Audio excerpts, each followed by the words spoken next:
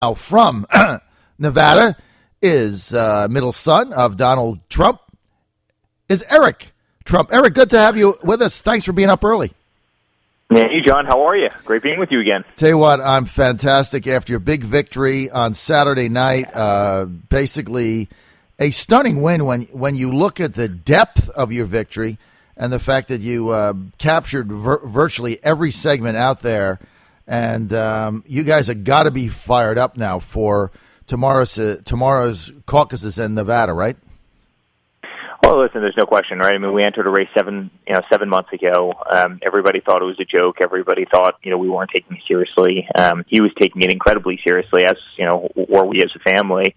And he starts winning, and he came in second in Iowa, which was incredible, and then we won New Hampshire by a large margin, and obviously South Carolina, which was a major state, and we won it by 10, 11 points, which was incredible. But as you said, I mean, evangelicals, we won the female vote, the woman vote by a tremendous margin. I mean, we won everything. We won vets. We won. I mean, across the board. It was truly every single category across the board we won, and I'm proud of my father. I mean, he's done an unbelievable job.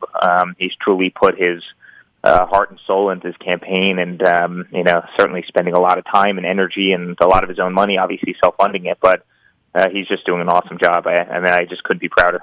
Well, look, Eric, it's we've been saying it for some time. What you have here, you're on the cusp of a movement in America that we were talking earlier, Eric, that the special interests have so far spent $230 million on negative ads against your father. They have nothing to show for it because they don't understand the nature of what's happening, Eric.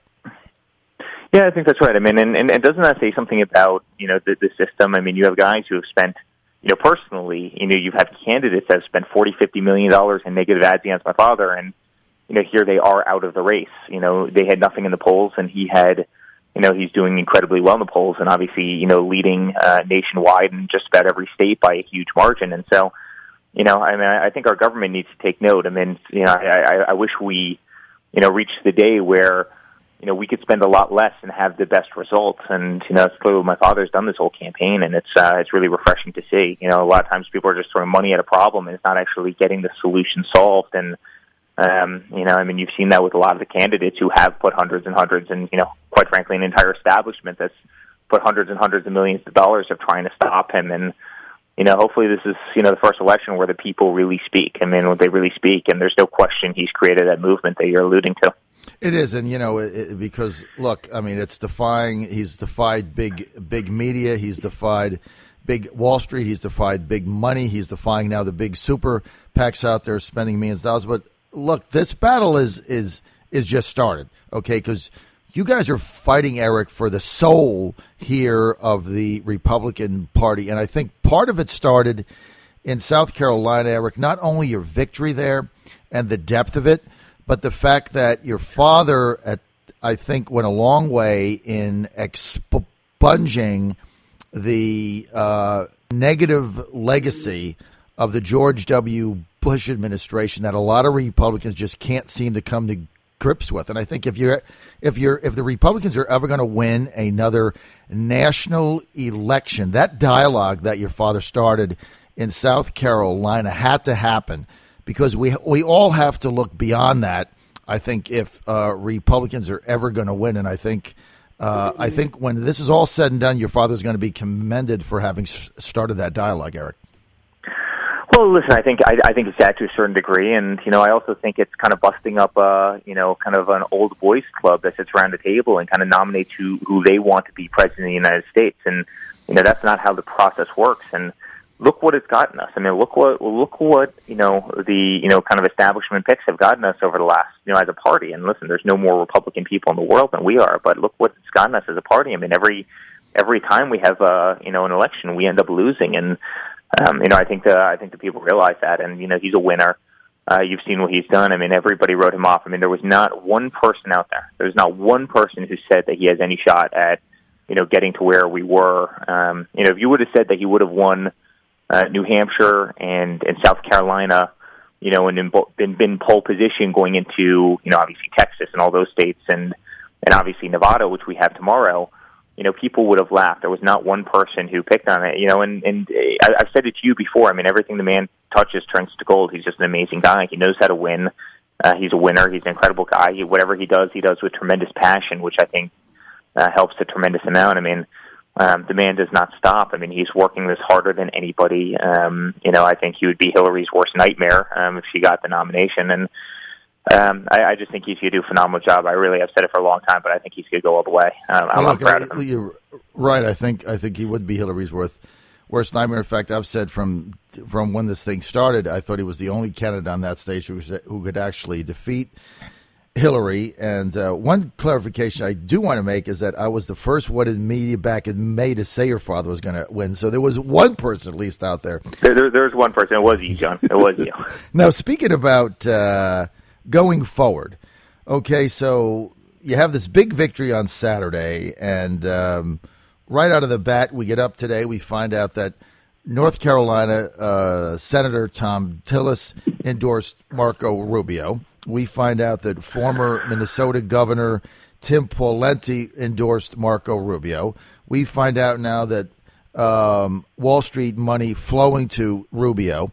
So obviously the establishment is coalescing around Rubio in a way that I guess is hoping that he would be the guy to stop Trump. But look, at the end of the day, I mean, we were playing some of his speeches earlier, and you have to win someplace. The guy doesn't win. He makes speeches like he's won. He doesn't win anywhere. Yeah, and right now he's got just about 0 delegates, right? And so, I think he has the same number of delegates as Kasich has right now. So, right. It's amazing. And, I don't know about these political endorsements. So, listen, I'm not a political guy. You know that. I'm a business guy. I've never been involved in politics. I'm as green to this as anybody else. But, Nikki Haley also endorsed him in South Carolina, in her home state of South Carolina. And, she's very GOP, and, she's, represents a lot of what the Republican Party represents. And, he lost by, 10 or 11 points, 12 points to my father. So the question really becomes, how much does political endorsements mean anymore? And maybe they have a little bit of meaning, maybe they have none. I'm not really sure, but there's certainly a lot of endorsements flying around. And hey, we have a lot of endorsements though, that are coming out and have already come out, and I think that will be incredibly powerful.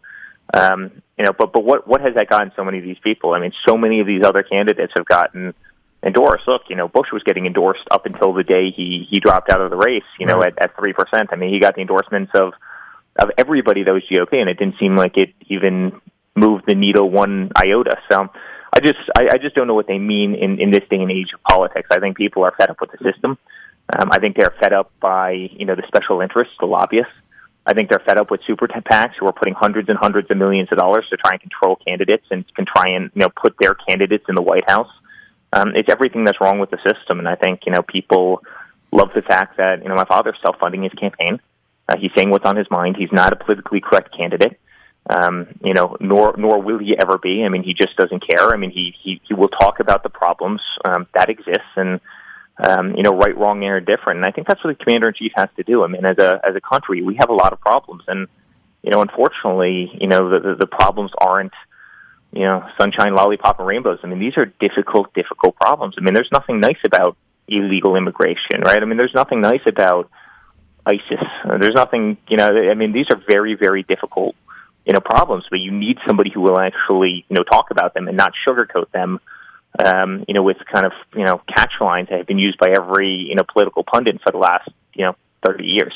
Absolutely. And there's nothing nice either about 1,400 people in Michigan losing their jobs when their company goes to Mexico and they're crying, outside of the headquarters. There's nothing easy about any of this.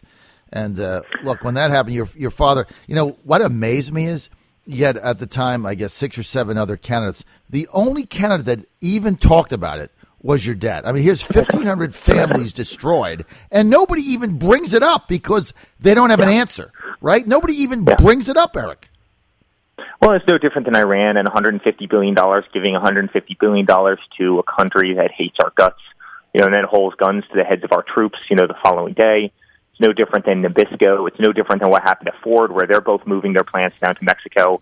and we do nothing about it. We do nothing about it. We are, I mean, it's just asinine. I mean, I want to know the people in government who are making those deals or who fail to try and make those deals, because it's doing our country such an injustice. I mean, we need to bring manufacturing back to this country. We need to bring jobs back to this country. Every other country around the world, and he says this, and he said it since day one, but has been ripping us off. Yep. We're rebuilding entire nations, based on our, blood, sweat, tears, and money, and we're getting nothing for it. I mean, we're getting absolutely nothing for it, and it's because of political hacks that are in government. I mean, it's just a very, very sad thing. I can tell you that will change in about three seconds under a Trump administration. I tell you what, we're getting this country and the middle class is getting ripped off right and left every day, and it's got no one looking out for them. Where I put myself in the middle class, there's no one looking out for us. You're either, if you're on the lower end of the economic socio system, you've got Obamacare and other type of subsidies, and people are concerned about that, or you have the elites, but it's the people in the middle. They're getting squeezed, and they have no advocate whatsoever. I think that's what your dad has tapped into. There's no question about it. And my father's an incredibly blue collar type guy. His mentality, the way he thinks. I mean, he's an all-American. He's an incredibly patriotic guy. He loves this country, and at his age, having done what he's done in his life, and having built the success that he's built, you don't run for president just for the sake of running for president. And I've said this before, and I've said this to you, but this country's given him everything. It's given him us, which is kind of a great family that he loves tremendously. It's given him a great business. It's given him success and wealth and everything else. He doesn't need this job. I mean, we're incredibly busy doing what we do every day, which is build hotels and and residential buildings and golf courses and everything else around the world. He doesn't need this job. He also doesn't need to be self-funding a campaign that's incredibly costly. Right. He's doing it because his country's given him so much. And honestly, it's going down the tubes. It's going down the tubes, in the hands of people who have never accomplished anything in their lives. I mean, look at so many of the people up on stage from the very beginning. I mean, they had never employed a single person. They had never run a business. They had never built anything. They had never balanced a checkbook. They had never had to make payroll, at the end of a week and worried, whether or not they had enough revenue coming in to meet their expenses and take care of employees and their families and everything of people who worked for a company. I mean, none of these people have ever had to do that, and it's very sad. I mean, this country needs more of that mentality. I mean, you see the $19 trillion worth of debt going up to $21 trillion. Nothing's being done about that. I mean, for all intents and purposes, these politicians are bankrupting this nation. I mean, it is incredible. You look at Senator Rubio, forget about balancing a checkbook or anything else, or meaning a payroll. He's never, outside of politics, he's never had a job. And I mean, this is just reality. If people are comfortable with that, that's fine. I think we already went down that route. We see how it worked out. I've got a couple more minutes. This is the John Fredericks Radio Network across Virginia. We're with Eric Trump. He's live in Nevada today. Got up early to be with us. Tell us, Eric, how do things look in Nevada for tomorrow night? Well, first of all, it's a beautiful morning. I'm sitting here in Trump International, Las Vegas, actually looking out our window. And so it's a building that my father and I and Don Ivanka, but really my father and I spent a lot of time building this project. And I was out here every week for a number of years, and so we just know this state incredibly well. And we've employed thousands of people in Nevada, and it's been a great place for us. I mean, it's been a lucky place, and it's a great place. But listen, I think Spirit's high. I mean, the polls that have come out, there's 3 or 4 of them that have come out, all have us with 20+ percentage point leads. Now it's a caucus state, so you just never know, right? It's a little bit different than kind of a general primary state where you go into a little booth and you cast a vote. It is a caucus system out here, but I feel really, really good. I mean, there's a lot of energy. Las Vegas and Nevada, just in general, I mean, it's just a great, great, great place, and there's a lot of enthusiasm. And I think he's really riding high based on a bunch of great wins. I think there's a lot of momentum in this camp, and I think he's going to keep it for a long time to go. And obviously, next Tuesday is it's a big date. A lot of states fall, and those are incredibly important states. Including Texas and Oklahoma, and a ton of others. And Virginia. And Virginia, and quite frankly, Virginia. And Virginia is a place that, as you know, is incredibly close to our hearts. We have a great winery in Charlottesville. Right. We have an unbelievable golf course on the Potomac River in Loudoun County. I happen to go to Georgetown, so I was right there the entire time, and we're building a great property in Washington, D.C., which is Old Post Office right on Pennsylvania Avenue. But Virginia is just a place that's, incredibly important to us. So I think between tomorrow, which is Nevada, and then next Tuesday, I think within a week, it's going to be very exciting. It's going to be a great week for us. I think it is also, and I think you're absolutely going to win Virginia. We've been following this closely. I think you're in pretty good shape in this state. From all I've heard, you're going to win Nevada big, and so we're looking forward to that. But you've got a big week and a half coming up. Then your dad will be at Regents University in Virginia Beach in Virginia on Wednesday. So you're going to have to fly all evening to be at Regents, and we're looking forward to that as well.